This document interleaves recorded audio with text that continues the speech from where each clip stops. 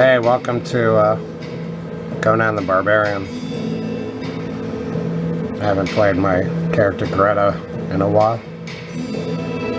I admire all the landscapes and the work that goes into these images. Looks like a painting.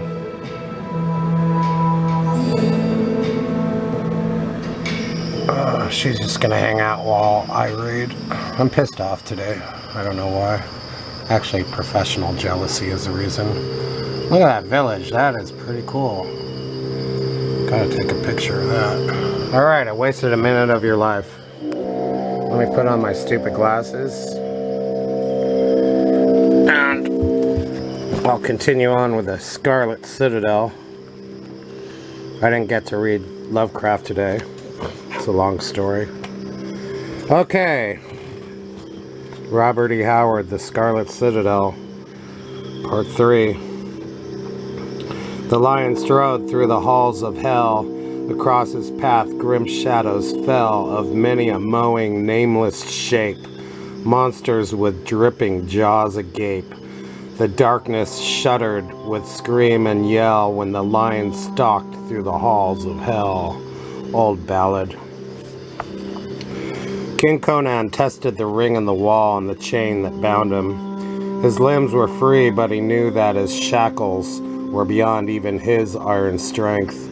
The links of the chain were as thick as his thumb and were fastened to a band of steel about his waist, a band broad as his hand and half an inch thick. The sheer weight of his shackles would have slain a lesser man with exhaustion.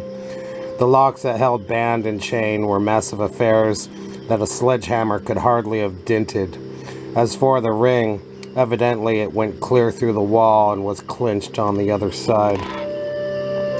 Conan cursed and panic surged through him as he glared into the darkness that pressed against the half-circle of light. All the superstitious dread of the barbarian slept in his soul, untouched by civilized logic. His primitive imagination peopled the subterranean darkness with grisly shapes. Besides, his reason told him that he had not been placed there merely for confinement. His captors had no reason to spare him. He had been placed in these pits for a definite doom. He cursed himself for his refusal of their offer, even while his stubborn manhood revolted at the thought, and he knew that were he taken forth and given another chance, his reply would be the same. He would not sell his subjects to the butcher, and yet it had been with no thought of anyone's gain but his own that he had seized the kingdom originally. Thus subtly does the instinct of sovereign responsibility enter even a red-handed plunderer sometimes. Conan thought of Sotha's last abominable threat and groaned in sick fury, knowing it was no idle boast. Men and women were to the wizard no more than the writhing insect is to the scientist. Soft white hands that had caressed him, red lips that had been pressed to his, dainty white bosoms that had quivered to his hot, fierce kisses, to be stripped of their delicate skin, white as ivory and pink as young petals.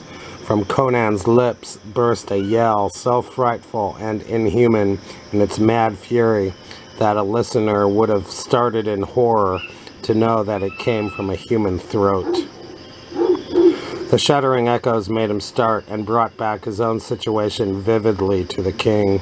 He glared fearsomely at the outer gloom and thought of all the grisly tales he had heard of Sotha's necromantic cruelty, and it was with an icy sensation down his spine that he realized that these must be the very halls of horror, named in shuddering legendary, the tunnels and dungeons wherein Sotha performed horrible experiments with beings human, bestial, and, it was whispered, demoniac, tampering blasphemously with the naked, basic elements of life itself.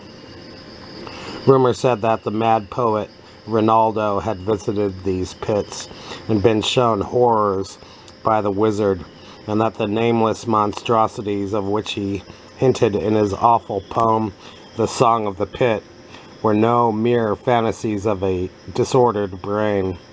That brain had crashed to dust beneath Conan's battle axe on the night the king had fought for his life with the assassins the mad rhymer had led into the betrayed palace. But the shuddersome words of that grisly song still rang in the king's ears as he stood there in his chains.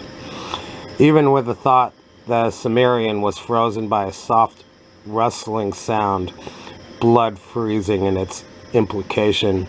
He tensed in an attitude of listening, painful in its intensity.